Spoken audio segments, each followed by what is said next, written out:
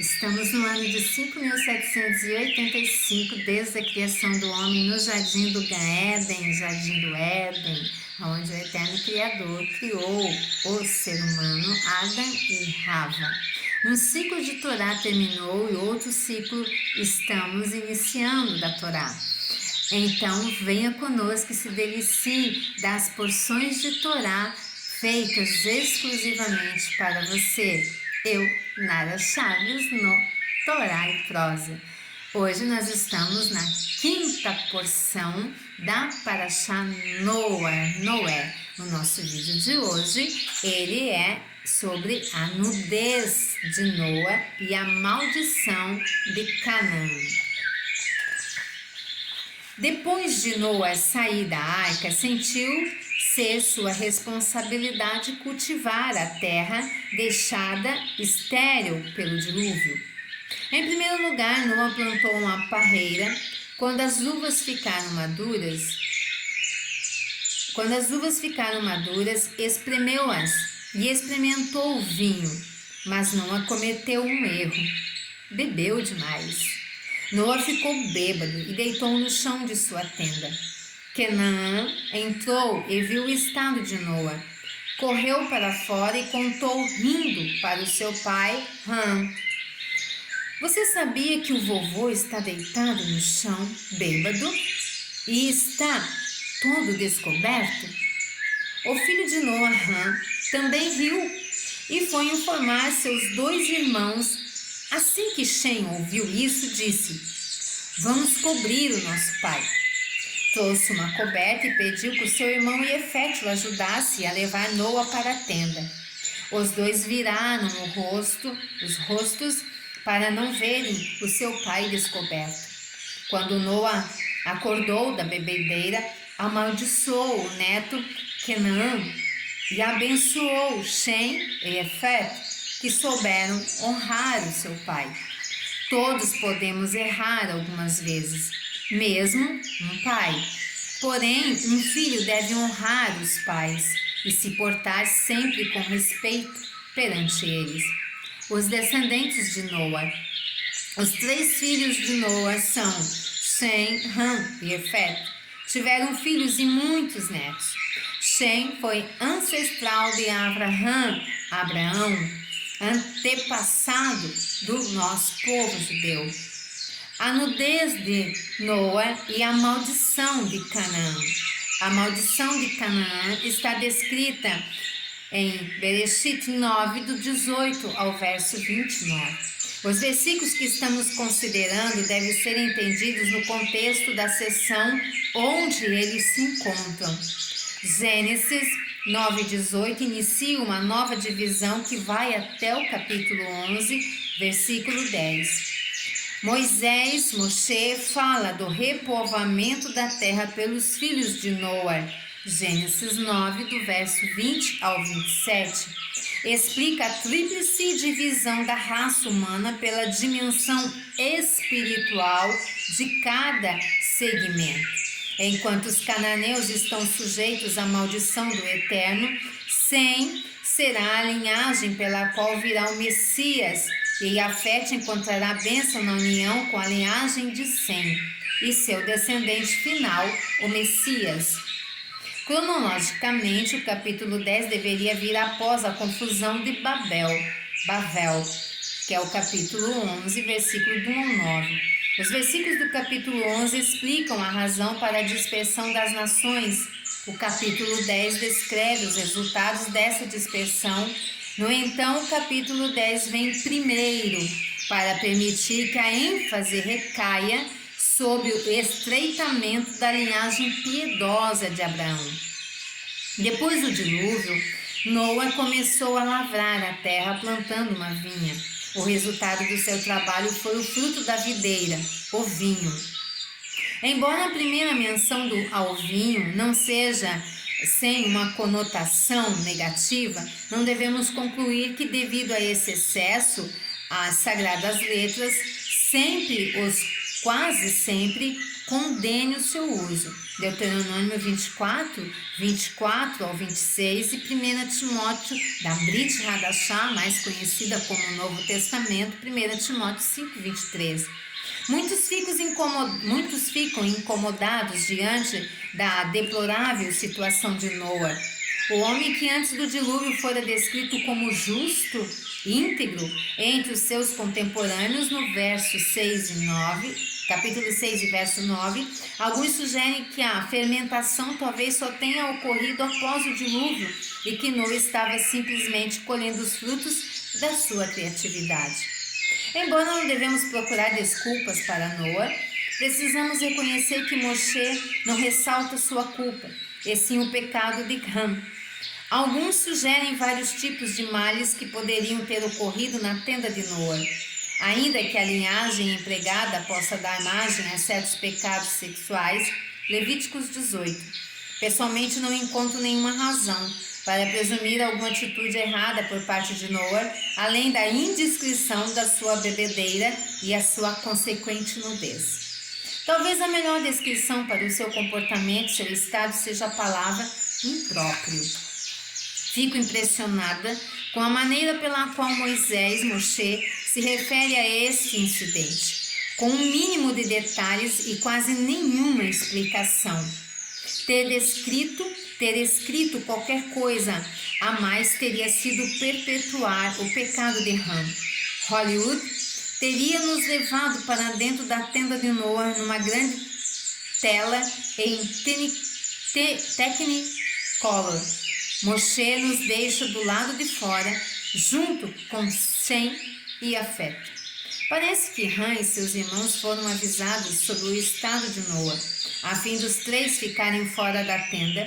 Ham, pai de Canaã, vendo a nudez do pai, fê-lo saber fora a seus dois irmãos. Bereshit 9, 22. Enquanto Sem e Efete se recusaram a entrar, Ham não teve tantas reservas. Qualquer que tenha sido a falta de Noa, ele estava na privacidade da sua própria tenda. Capítulo 9, verso 21. E era assim que Sem e Efete queriam. No entanto, Ham entrou violando o princípio da privacidade de seu pai. E além de não ajudar o seu pai, divertiu-se às suas custas. Ham não fez nada para preservar a dignidade de seu pai. Ele não cuidou para que Noa fosse devidamente coberto e, em vez disso, ele saiu da tenda e descreveu claramente a seus irmãos o destinado que tinha tomado conta de seu pai. Parece-me também que ele pode ter dito a Sem e Efete para entrarem na tenda e verem por si mesmos. As medidas tomadas por Sem e Efete para não ver a nudez do pai parecem meio radicais numa sociedade sexualmente permissiva. Por outro lado, nossas televisões têm nos tornado insensíveis à nudez ou à falta de educação. Existem propagandas para tudo quanto é coisa, mesmo para produtos que já foram considerados extremamente pessoais. Colocando a roupa, aquela com que Noa deveria se vestir, em seus próprios ombros, eles entraram de costas na tenda, sem olhar para o pai. Eles o cobriram e saíram de lá. Na manhã seguinte, quando acordou da bebedeira, Noa tomou conhecimento do acontecido. Não sabemos como ele soube disso. Talvez ele estivesse consciente o suficiente para se lembrar dos acontecimentos da noite anterior. Uma coisa é certa: Sem e Efete não disseram nada a ele, nem a ninguém. Desconfio que a história já estivesse na boca do povo na manhã seguinte, e com toda a probabilidade por causa de Ham. Se ele não hesitou em contar aos irmãos, por que não contaria a todo mundo? Sem levar em conta a fonte de informação de Noa, sua reação teve grandes implicações. Canaã, o filho mais novo de Ham, foi amaldiçoado. Ele ia ser o menor dos servos de seus irmãos. Embora alguns entendam que irmãos no versículo 25 se refira a seus companheiros, creio que seja especificamente a seus irmãos seus irmãos terrenos, os outros filhos de Ham. Nesse sentido, a maldição de Canaã ganha intensidade nesses 3 versículos. No versículo 25, ele será servo dos seus irmãos. No versículo 26 e 27, servo dos irmãos de seu pai, Shem e Efete. Visto dessa forma, é impossível divisar qualquer aplicação deste texto à sujeição dos povos negros. Ham não foi amaldiçoado nesta passagem, e sim Canaã. No versículo 26, não é Shem quem é bendito, mas o seu pai. Bendito seja o Eterno, Elohim de Shem, e Canaã lhe seja servo. Bereshit 9:26. Com isso, a linhagem piedosa seria preservada por meio de Shem. Na sua descendência viria o Messias, Mashiach. A bênção não vem de Shem, mas por intermédio dele. A bênção emana do seu relacionamento com o Eterno, o Elohim da aliança de Israel, e a servidão de Canaã. Há uma das evidências dessa bênção. O Eterno fará com que sejam derrotados na tua presença os inimigos que se levantarem contra ti. Por um caminho sairão contra ti, mas por 7 caminhos fugirão da tua presença. O Eterno determinará que a bênção esteja no teu celeiro e em tudo que colocares a mão, e te abençoará da terra que te dá o Eterno, teu Elohim.